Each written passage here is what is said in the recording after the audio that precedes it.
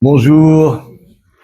C'est intéressant ce qui s'est passé ce matin. D'abord, ce que tu as dit sur le jeune homme riche, qui était là dans l'exaltation d'une foule qui était autour d'un Jésus vainqueur, d'un Jésus qui faisait plein de choses merveilleuses. Il avait envie de faire quelque chose, pris dans cette exaltation, et l'exaltation retombe parce que ce que lui demande Jésus est trop dur pour lui. Tu as parlé de la foule, par rapport aux évangélisations, le fait qu'on est peu nombreux. Et moi, je voulais justement vous parler de foule aujourd'hui. Et de la foule et de la difficulté d'être soi-même dans la foule et d'être soi-même dans la solitude. Et j'ai toujours été surpris quand on chantait depuis très très longtemps, parce qu'en fait, on est debout et on regarde souvent un écran.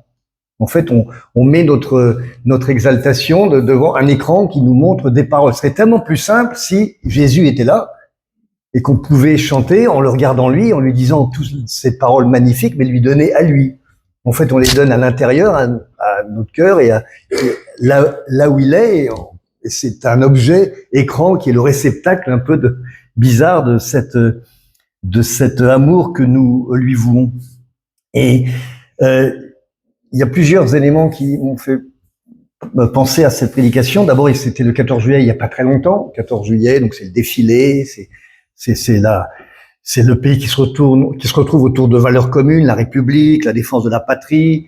C'est sur les Champs-Élysées, là où il y a les défilés de tous nos sportifs vainqueurs aux Jeux Olympiques ou à la Coupe du Monde, etc. C'est un endroit où la foule s'est réunie pour partager une exaltation, pour partager un bonheur commun, partager une joie. J'ai eu la chance ces derniers jours d'accompagner ma fille à 2 concerts. Alors pour les plus jeunes, ça leur parlera peut-être, Olivia Rodrigo et Billie Eilish. Donc j'étais au milieu de milliers, de dizaines de milliers de personnes dans des grandes villes, dans des grands stades. Et tout le monde était dans une exaltation folle. Et quand la vedette arrivait, alors là, il y avait 20 000 personnes qui hurlaient, qui la regardaient, qui tendaient les mains. Et quand elle commençait à chanter, c'est 20 000 personnes qui chantent comme là, mais alors qui chantent avec une force incroyable les paroles des chansons en relation avec leur star qui est en face d'elle. Et ben nous, Jésus, il n'est pas en face de nous, mais c'est pas grave parce que moi j'aimerais qu'on parle de son défilé victorieux à lui. Lui aussi, il a eu droit à son 14 juillet. Lui aussi, il a eu droit à son défilé de héros. Lui aussi, il a eu droit à une foule immense autour de lui qui le regardait, non pas à travers un écran, mais lui, pour lui dire tout le bonheur qu'ils avaient d'être avec lui, et tout l'amour qu'ils avaient, l'admiration. Et vous savez quand est-ce qu'il a eu lieu, évidemment, c'est le fameux dimanche des Rameaux, hein, quand il va rentrer dans Jérusalem quelques jours avant sa crucifixion. Et c'est un des épisodes un des rares qui est contenu dans les 4 évangiles, d'où son importance. Donc j'aimerais qu'on parle de ce défilé victorieux, de ce défilé incroyable où la foule que nous sommes va jouer un rôle prépondérant et va être dans l'exaltation et le bonheur.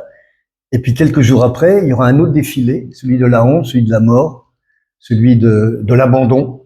Ça sera celui qui l'amènera du palais de Pilate jusqu'au mont Golgotha. Et je pense que c'est un bon résumé de ce que nous sommes avec lui, de ce que nous pouvons être et de ce que nous ne devons pas être. Donc Jésus, depuis 3 ans qu'il est en représentation, si je puis dire, il a sa réputation agrandie, vous le savez, guérison miraculeuse, multiplication des pains, marche sur les eaux, il attaque les pharisiens, il a des sermons prophétiques porteurs d'espoir, il sillonne la Galilée, comme on dirait aujourd'hui, il fait vraiment le buzz. Et il a même ressuscité des morts. Dans Jean 12, on lit 6 jours avant la Pâque, Jésus se rendit à Béthanie où habitait Lazare, qu'il avait ressuscité. On prépara là un festin en son honneur. Marthe s'occupait du service et Lazare avait pris place à la table avec Jésus. Et quelques versets plus loin, au verset 9, entre-temps, on apprit que Jésus était à Béthanie, donc chez Lazare. Les gens s'y rendirent en foule, non seulement à cause de Jésus, mais aussi pour voir Lazare qu'il avait ressuscité. Et le lendemain, une foule immense était à Jérusalem pour la fête. On apprit que Jésus était en chemin vers la ville. Jean 12 au verset 17, tous ceux qui étaient avec Jésus lorsqu'il avait appelé Lazare à sortir du tombeau et l'avait ressuscité, témoignaient de ce qu'ils avaient vu. D'ailleurs, si les foules venaient si nombreuses au devant de lui, c'était aussi parce qu'elles avaient entendu parler du signe miraculeux qu'il avait accompli. Il faut s'imaginer ce qui se passe à ce moment-là. C'est des milliers, des dizaines de milliers de personnes qui ont entendu parler, qui ont vu la personne, qui a vu la personne, qui a vu Jésus faire ce miracle, qui a vu Jésus faire des miracles, et on en parle. Et c'est pas n'importe quel moment, puisque le pèlerinage de Pâques, vous savez, c'est un moment très important dans la vie des Juifs. Et lorsque Jésus s'y rend un dimanche du mois d'avril, donc vers l'an 30, il y a plusieurs dizaines de milliers de pèlerins qui sont là, venant de toute la terre d'Israël, mais aussi de la diaspora. La population de Jérusalem double, triple à cette époque-là. Et c'est une poudrière, parce que quand il y a autant de gens, en plus qui viennent pour une raison religieuse, il y a une espèce d'exaltation qui peut se mettre en place, et vous savez que les foules sont difficiles à contenir parfois, et pour le pouvoir romain, c'est aussi quelque chose de difficile à contenir, parce que il peut y avoir des émeutes contre le pouvoir, et toutes ces choses-là qu'on connaît très bien. Le 14 juillet, vous savez bien que toutes les forces de l'ordre sont mises en avant pour essayer de contenir ces effets de foule. C'est la fête. À Jérusalem, c'est la fête. Et le bouche-oreille, il fonctionne. À propos de Jésus, il fonctionne. Cet homme incroyable est là. Regardez, dans Matthieu 21, 10, il est écrit, quand Jésus entra dans Jérusalem, toute la ville fut en émoi. Partout, on demandait, qui est-ce? Et la foule qui l'accompagnait répondait, c'est Jésus le prophète de Nazareth en Galilée. Mettons-nous bien dans la tête ce moment incroyable, qui est la conséquence de toutes ces années où il n'arrête pas de mettre en place des éléments qui font pour sa popularité. Et c'est que des choses positives. Vis-à-vis des gens individuellement parce qu'il les guérit, qu'il leur fait du bien, vis-à-vis des foules parce qu'il leur dit des choses importantes, et aussi vis-à-vis politiquement de ce que les gens pensent que enfin ils vont peut-être être délivrés du joug des Romains. Et ce qui est intéressant, c'est que pour la première fois, Jésus ne cherche pas à se cacher. Il avait d'autres moyens de rentrer discrètement à Jérusalem. Régulièrement, il le disait, ne dis pas que je suis ça. Non, là, il y va franco. Il met en scène son propre défilé. Et Luc le raconte très bien. Au chapitre 19, verset 28, après avoir dit cela, Jésus partit, suivi de ses disciples, pour monter à Jérusalem. Comme il approchait de Bethphagée et de Béthanie, près de la colline appelée des monts des Oliviers, il envoya 2 de ses disciples en disant, « Allez à ce village qui est devant vous. Dès que vous y serez entrés, vous trouverez un ânon attaché que personne n'a encore monté. Détachez-le et conduisez-le ici. Si quelqu'un vous demande pourquoi le détachez-vous, vous lui répondrez simplement, parce que le Seigneur en a besoin. » Ceux qui l'avaient envoyé partirent et trouvèrent les choses comme Jésus l'avait dit. Au moment où ils détachaient l'ânon, ses propriétaires leur demandèrent « Oh, pourquoi détachez-vous cet ânon? Ça s'appelle un vol. » Ils répondirent « Parce que le Seigneur en a besoin. » Et les propriétaires laissent faire. Ça veut dire qu'ils connaissent de réputation ce Seigneur, ce Jésus-là. Ils savent « Ah, c'est lui. Ok, on va laisser faire. » C'est vous dire le pouvoir qu'il a à ce moment-là sur les foules de Jérusalem, de manière directe ou indirecte. Et ils le conduisirent à Jésus. Après avoir posé leur manteau sur le dos de l'animal, ils y firent monter Jésus. Si quelqu'un veut rentrer discrètement dans une ville, c'est sûrement pas comme ça qu'il va s'y prendre. L'âne, c'est une symbolique très forte pour les Juifs. Alors pour nous, c'est un peu ridicule. On a l'impression qu'on voit quelqu'un sur un âne, on se dit, le pauvre, il y a les jambes qui pendent de chaque côté, il est un peu ridicule, ça barbote. Mais non, pour les Juifs, l'âne, c'est important, c'est la monture des rois. Alors il y a plusieurs exemples dans l'Ancien Testament, mais j'ai pas le temps de vous en parler. C'est la monture des rois pour montrer qu'ils veulent la paix, qu'ils sont aussi humbles, qu'ils sont au service de leur peuple. Alors que quand on monte sur un cheval, c'est le symbole de la guerre, de la puissance, de l'agressivité. Quand le peuple voit arriver Jésus sur son âne, comme disent les jeunes, ils ont la ref. Ils savent très bien ce que ça veut dire. Et ça rejoint la ref, c'est Zacharie 9. Là, je vois Zacharie qui lève la tête. Donc, je vais vous le lire. Tressaille d'allégresse, ô communauté de Sion, pousse des cris de joie, ô communauté de Jérusalem, car ton roi vient vers toi. Il est juste et sauvé, humilié, monté sur un âne, sur un ânon, le petit d'une ânesse. Je ferai disparaître du pays d'Éphraïm tous les chariots de guerre et de Jérusalem les chevaux de combat. L'arc qui sert pour la guerre sera brisé. Ce roi rétablira la paix parmi les peuples. Sa domination s'étendra d'une mer jusqu'à l'autre et depuis le grand fleuve jusqu'aux confins du monde. Il dira la libération des captifs. Ils ont cette référence-là quand ils voient Jésus arriver sur l'âne. Et cette arrivée sur l'âne, c'était voulu. Donc il dit, si lui, il fait ce choix-là, avec déjà tout ce qu'on raconte sur lui depuis 3 ans, c'est lui. C'est pas n'importe qui. C'est celui qui nous apporte la paix et qui va aussi nous apporter la domination sur le monde. Et sous-entendu, qui va nous libérer aussi du joug des Romains. Donc, il y a vraiment un sentiment, il faut se remettre dedans, de folie. Il voit Jésus, c'est les hurlements comme devant les stars qu'on peut voir quand on est à des concerts ou à des choses comme ça. Et Matthieu 21 continue cette histoire d'âne. Les disciples partirent donc et suivent les instructions de Jésus, on l'a vu. Ils amenèrent l'ânesse et son petit se posèrent sur eux leur manteau et Jésus s'assit dessus. Une grande foule de gens étendirent leurs manteaux sur le chemin, d'autres coupèrent des branches aux arbres et en jonchèrent le chemin. Alors là encore, ce que fait la foule, c'est pas un geste gratuit de prendre des éléments de verdure, etc., et de les mettre sous le pied de l'âne de Jésus. Ils ont la ref, c'est Lévitique 23.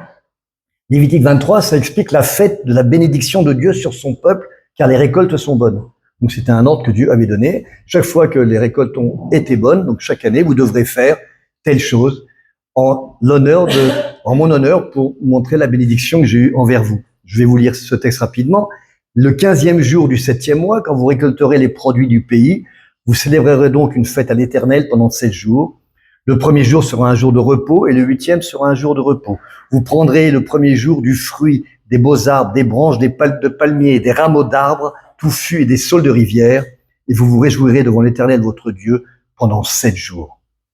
Le dimanche des rameaux, c'est le dimanche des palmes, le dimanche de toute cette verdure qui est agitée. C'est un rappel de la première alliance avec ces bouquets qui symbolisent les réjouissances de la moisson.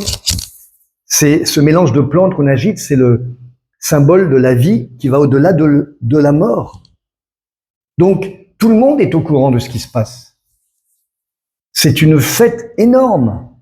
C'est plusieurs milliers de personnes qui agissent de façon concertée et remplies d'une joie immense. L'exaltation est à son comble. Non seulement ils agitent leurs palmes et toutes leurs plantes, au verset 36 de Luc 19, sur son passage, les gens étendaient leurs manteaux sur le chemin. C'est-à-dire, ils prennent ce qui est d'eux-mêmes, ils le mettent sous les pas de Jésus pour dire, voilà, tu n'es même pas digne. C'est tellement incroyablement puissant et merveilleux que tu peux pas toucher la terre, on va te protéger les pieds de l'âne par nos manteaux. Donc c'est une partie de notre vie, c'est comme si tu marchais sur nous. Et on accepte ça, tu es notre supérieur. Et c'est pas fini, la fête augmente. Maintenant, il y a les slogans, comme dans une manifestation. Quand il y a malheureusement une manifestation sur un sujet dramatique, il y a pas de bruit, c'est une manifestation silencieuse, mais une manifestation de joie. On chante, on parle. Luc 19, 37, comme ils approchaient de Jérusalem en descendant du mont des Oliviers, toute la multitude des disciples, dans un élan de joie, se mit à louer Dieu d'une voix forte pour tous les miracles qu'ils avaient vus. Béni soit le roi qui vient au nom du Seigneur, disait-il. Paix dans le ciel et gloire à Dieu au plus haut des cieux. Quand on chante ce matin-là, s'il était là, Jésus, on serait comme ça, on serait dans cet état-là, on serait debout, on hurlerait, on chanterait, on crierait. Et c'est ce qui se passe à ce moment-là. Dans Marc 11, au verset 9, la foule de la tête à la fin du cortège, donc tout le cortège, des milliers de personnes criaient « Hosanna, béni soit celui qui vient au nom du Seigneur, béni soit le royaume qui vient, le royaume de David, notre Père, Hosanna à Dieu au plus haut des cieux ».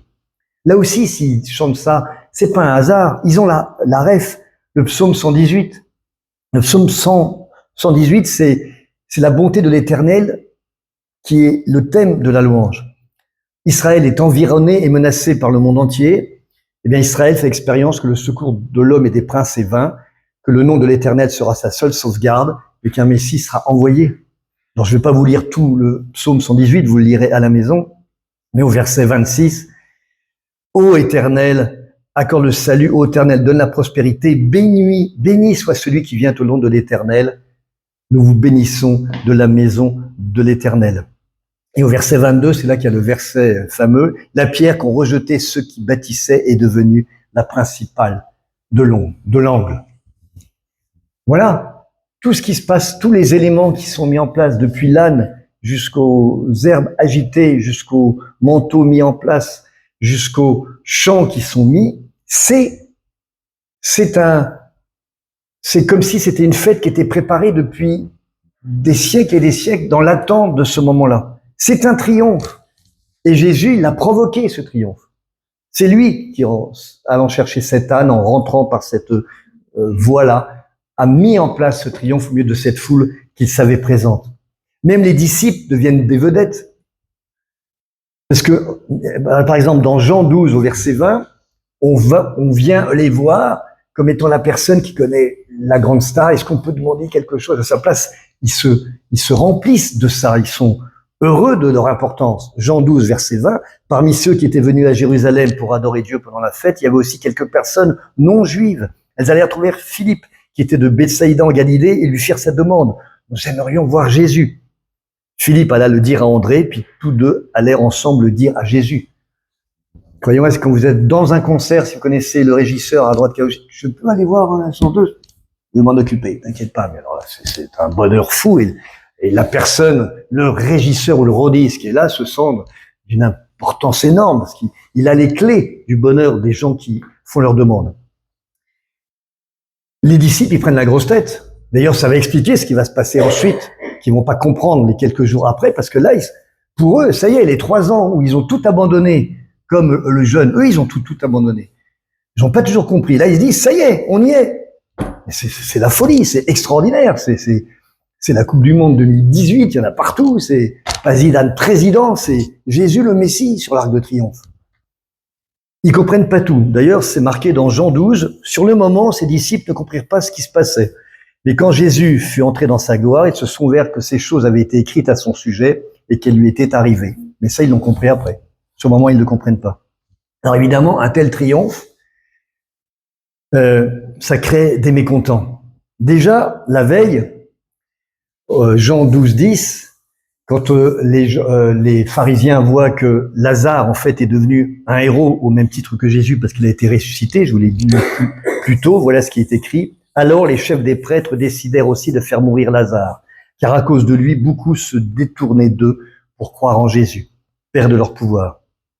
Et aujourd'hui, maintenant, à cette fameuse dimanche des Rameaux, alors les pharisiens se dirent les uns aux autres, mais vous le voyez, vous n'arriverez à rien, tout le monde le suit. Personne ne nous regarde nous, tout le monde le suit lui. Ils paniquent complètement. Alors qu'est-ce qu'ils font? Ils disent il faut arrêter ça. Donc ils demandent de dissoudre la manifestation, de faire agir le service d'ordre interne à la manif. Stop, c'est terminé, chacun rentre chez soi, c'est plus possible. Verset 39 de Luc, au chapitre 19, à ce moment-là, quelques pharisiens qui se trouvaient dans la foule interpellèrent Jésus. « Maître, fais taire tes disciples, fais taire cette foule. » Et Jésus, qui est dans la ligne droite de ce qu'il a fait quand il a mis en scène son arrivée triomphale, répond, Jésus leur répondit, verset 40, Luc 19, « Je vous le déclare, s'ils se taisent, les pierres crieront. » Tout ça vous dépasse. Même moi, ça me dépasse. C'est pas que ça me dépasse, parce que je maîtrise tout. Mais le moment est venu qu'il y ait ce moment de triomphe. Que le peuple, que la foule, que la multitude, pour eux aujourd'hui et pour nous maintenant, on sache qu'il y a eu ce moment-là extraordinaire. Où il y a eu ce moment de gloire, ce moment de triomphe. Et là, au moment le plus haut de la réussite, du bonheur, là, c'est la photo sur Paris Match, on fait la une, CNews, extraordinaire. Jésus est là, Jésus est le roi. On bascule dans la tragédie. Et c'est Jésus qui provoque cette bascule. Comme il a fait monter toute la sauce pour être reconnu pour ce qu'il est, il provoque la bascule immédiate. Toujours dans Luc 19, comme il approchait de la ville, Jésus, en la voyant, pleura sur elle et dit, « Si toi aussi, au moins ce jour qui t'est donné, tu connaissais les choses qui appartiennent à ta paix, et maintenant elles sont cachées à tes yeux. Il viendra sur toi des jours où tes ennemis t'environneront de tranchées, t'enfermeront, te serreront de toutes parts, Ils te détruiront, toi et tes enfants au milieu de toi. Ils ne laisseront pas en toi pierre sur pierre parce que tu n'as pas connu le temps où tu as été visité. Donc, prophétie de la fin de Jérusalem. Et il continue, il rentre dans Jérusalem, la première chose qu'il fait, alors qu'il vient sur son âne, la paix, tout le monde est avec lui, il fait un acte, après cette prophétie extrêmement dure et négative, il fait un acte extrêmement violent. Il entra dans le temple, il se mit à chasser ceux qui vendaient, leur disant, il est écrit, ma maison sera une maison de prière, mais vous en avez fait une caverne de voleurs. Donc à cette foule qui a l'air de représenter le peuple en entier, et tout se passe bien, déjà il leur dit, je ne crois pas à ce que vous faites, je ne crois pas à ce que vous dites, dans quelques années, en l'an 70, Jérusalem sera détruit, et vous, dans le temple où je viens maintenant, vous dites que Hosanna, etc., mais regardez ce que vous avez fait de mon temple. Et la tragédie s'annonce au verset 47, il enseignait tous les jours dans le temple et les principaux sacrificateurs, les scribes et les principaux du peuple cherchaient à le faire périr. On pourrait croire que Jésus est protégé par la foule de ses admirateurs parce que juste après il est écrit « Mais il ne savait comment s'y prendre car tout le peuple l'écoutait avec admiration. » C'est le moment, toute cette journée incroyable qu'il a mise en place, qu'il a mis en scène, et on aimerait être au milieu de ces gens-là. Être au milieu avec des dizaines de milliers de personnes. J'ai été voir il y a quelques mois un concert d'un groupe chrétien. Ça s'appelait comment? Comment? Glorious. Ok, bon, c'était bien parce qu'on était 6000, c'était super. Hein, 6000, on chantait, on hurlait, etc. devant des musiciens qui étaient très sympathiques. Mais si Jésus il était apparu là, ça aurait été extraordinaire. C'était le bonheur absolu. Et c'est ça la foule des admirateurs. Et pourtant, 5 jours plus tard, là on est le dimanche, donc le vendredi, c'est un autre défilé qui se met en place. Lugubre celui-ci. Personne n'avait rien compris. Être chrétien, c'est une fête, certes, mais c'est d'abord un sacrifice. Comme tu l'as dit, c'est son sacrifice sur la croix, et c'est le nôtre, celui de notre ancienne vie. Et ce deuxième défilé doit être mis en parallèle au premier, après le défilé de la gloire, de l'adulation, c'est le défilé de la honte, du palais de Ponce Pilate, où il est condamné à mort, jusqu'au calvaire sur une colline de Jérusalem. On estime qu'il y a 2 kilomètres environ à parcourir. Ce qui est intéressant, c'est que la tradition religieuse, dont on fait partie, même si on n'est pas catholique, on en a entendu parler, la tradition religieuse a codifié 14 étapes sur cette fameuse marche. Et pour ceux qui ont vu les films qui ont été faits sur Jésus, il y a toujours ces étapes, etc. Alors, ce qui est intéressant, c'est que, en fait, sur ce qu'on appelle les 14 stations, si on veut aller dans vraiment les termes, il y en a plein qui ont été inventés. 5 qui ont été inventés. Le fait que Jésus tombe 3 fois de suite, c'est marqué nulle part. Le fait que il croise un moment sa mère Marie à un carrefour de chemin, c'est marqué nulle part. À un moment, il y a une femme qui s'appelle Véronique, les gens ont fait un saint, qui vient, qui lui essuie le visage. C'est marqué nulle part. Parce que cet épisode de ce défilé-là est bizarrement décrit très brièvement dans les évangiles. Alors, il y a Jean, Marc et Matthieu, c'est 3 versets. Je vais vous en lire qu'un parce que les autres sont exactement de la même sauce. Dans Jean 19, alors il le leur livra pour être crucifié. Ils prirent donc Jésus et l'emmenèrent. Jésus, portant sa croix, arriva au lieu du crâne qui se nommait en hébreu Golgotha. Dans Marc, ils forcèrent à porter à la croix de Jésus un passant qui revenait des champs, Simon de Cyrène, père d'Alexandre et de Rufus. Ils conduisirent Jésus au lieu nommé Golgotha. C'est tout. Tous ces 2 kilomètres-là qui historiquement existent, parce que quand même ça n'a pas bougé, eh bien, ça se termine en quelques lignes. Et nous, on en a voulu la tradition dont on ne peut pas se détacher. Parce que même moi, pourtant j'ai l'impression de connaître ma Bible, j'étais persuadé qu'il y avait beaucoup plus d'indications sur ça. Non, il n'y a rien. Tellement j'ai été nourri de livres, de films, de traditions, mais il n'y a rien. Il n'y a que Luc qui est un peu plus prolixe. Comme ils l'emmenaient, ils prirent un certain Simon de Cyrène qui revenait des champs, ils le chargèrent de la croix pour qu'il la porte derrière Jésus. Il était suivi d'une grande multitude des gens du peuple. Ça m'intéresse. Est-ce que c'est les mêmes que dimanche dernier? Est-ce que c'est les mêmes qui ont été prêts à lui donner sa vie, comme le jeune? Qu'est-ce que je peux faire? T'es génial. Est-ce que c'est les mêmes qui lui disaient Hosanna et qui maintenant l'insultent? Ou est-ce qu'ils se taisent? Est-ce qu'ils rient ou est-ce qu'ils pleurent? En tout cas, ils sont une multitude, mais ils ne font rien pour délivrer leur héros de dimanche dernier. Rien. Et le verset continue, il y avait aussi des femmes qui se frappaient la poitrine et se lamentaient sur lui. Jésus se tourna vers elles et dit, « Filles de Jérusalem, ne pleurez pas sur moi, mais pleurez sur vous et sur vos enfants. » Même dans la souffrance énorme qu'est la sienne, il a cette croix, on l'a donnée à l'autre, Simon, qui la porte, mais il a été fouetté, battu, il n'en peut plus, il doit marcher. Et au milieu de cette souffrance, la seule information qui nous est donnée, c'est la multitude de la foule qui est là, en parallèle à la multitude de dimanche d'avant. Et lui se retourne vers les filles de Jérusalem et il pense à elles. Ne pleurez pas sur moi, c'est pas grave. C'est pleurer sur vous. Donc sous-entendu, faites quelque chose pour que ça change pour vous. Dire, même là, il va faire quelque chose qui est de l'ordre de l'amour absolu. Je vais mourir, je suis très mal, mais je vous regarde vous et je dis, pleurez sur vous, faites quelque chose sur vous, parce que sinon, voilà ce qui va vous arriver.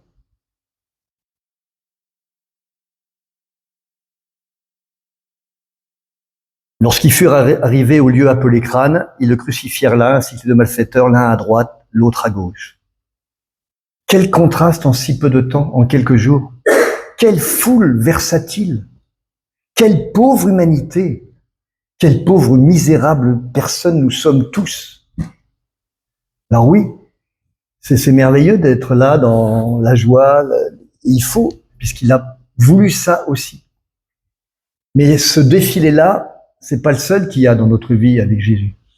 Le deuxième défilé, c'est celui du renoncement, c'est celui de la honte, c'est celui des gens qui vous aident pas, c'est peut-être celui des gens qui vous insultent alors qu'avant, ils vous admiraient ou ils vous respectaient. Et Jésus, en quelques jours, il a tout vécu. On dit, les Romains disaient la roche tarpéienne est près du Capitole. Et ben lui, il a connu le Capitole et la roche tarpéienne, mais tout ça était dans son plan. Parce que nous, dans notre vie à nous, on va forcément avoir droit à ces deux défilés-là. Et on doit avoir le moment où on chante Jésus, on le bénit, on le remercie, on crie avec lui, etc. Mais qu'est-ce qu'on fait quand il y a le deuxième défilé, celui de sa mort, celui de sa honte, celui de l'abandon qu'il connaît? Où on est, nous, à ce moment-là? Déjà heureux si on est sur les bords et qu'on est dans la multitude, déjà qu'on ne l'insulte pas. Si en plus on arrive à ne pas se taire, mais au moins à pleurer en même temps, c'est déjà pas mal. Peut-être qu'on n'y est pas, ou comme Pierre un peu plus tôt, on s'est barré et on dit non, moi je n'ai rien à voir avec ça. Ouais, c'est quelque chose de... Enfin, il faut vraiment qu'on fasse très très attention à notre façon d'être, et à notre façon de parler de Jésus et de peut-être faire les malins. Parce qu'on est... Je ne sais pas combien de personnes ici seraient capables d'aller porter la croix si c'était Simon, toi. Oh non, si. Non. Qui est capable? Chacun sait. Et il faut que quand on est dans ces deux défilés-là et qu'on est plus à l'aise dans le premier que dans le deuxième, il faut qu'on pense au troisième et dernier défilé. Je terminerai sur ça. Évidemment, vous voyez de quoi je vais parler. C'est le retour de Jésus. Parce qu'il va revenir, évidemment. Et là, 1 Thessaloniciens 4, verset 13, il descend pour venir chercher son peuple et tous montent morts et vivants. Il revient, Apocalypse 1, 7, voici, il vient au milieu des nuées et tout le monde le verra, même ceux qui l'ont transpercé. Et toutes les familles de la terre se lamenteront à cause de lui. Oui, amen. Là, le défilé, il sera pas pour les gens de Jérusalem qui étaient à la bonne porte, il sera pour tout le monde, immédiatement. Tout le monde le verra. Personne ne pourra dire, j'aurais bien aimé, mais j'ai pas eu les billets. Non. La terre entière sera la scène du retour de Jésus. Et il faut qu'on fasse partie du défilé qui va l'acclamer et qui est marqué dans Apocalypse 7, verset 9. Après cela, je regardais et voici, il y avait une grande foule que personne ne pouvait compter, de toute nation, de toute tribu, de tout peuple et de toute langue. Ils se tenaient devant le trône et devant l'agneau, revêtus de robes blanches et des palmes dans leurs mains. Les fameuses palmes qui reviennent. La boucle est bouclée. Soyons les gens de la multitude qui viennent pour le bouche-oreille, t'as entendu parler, etc. Oh, glorifions-le, acclamons-le. Chantons Hosanna, soyons fous du bonheur d'être avec lui, de lui appartenir, même si c'est qu'un écran, parce que nous on sait ce qu'il y a derrière l'écran. Mais si on veut faire partie du troisième défilé avec nos palmes à la main, d'être ceux parmi toutes les nations, toutes les tribus, toutes les langues, n'oublions pas ce deuxième défilé, qui est le sien, où il a besoin de nous quelque part. Il n'a pas besoin de nous pour arriver au bout de son devoir, mais il a besoin de nous, de l'amour. Moi, je pense que les gens qui étaient là, il y en avait beaucoup qui avaient dû être là le premier dimanche et qui là se sentaient impuissants, ils n'allaient pas venir et ils allaient se faire tuer par les Romains. Ils devaient pleurer tout, parce que ils l'aimaient, mais ils pouvaient rien faire. Et ces larmes ou ce silence respectueux, c'est peut-être la preuve d'amour qu'on peut lui donner par rapport à ce qu'il nous a donné à lui. Voilà, excusez-moi, c'est un peu... 3 défilés, oublions aucun des 3. Merci.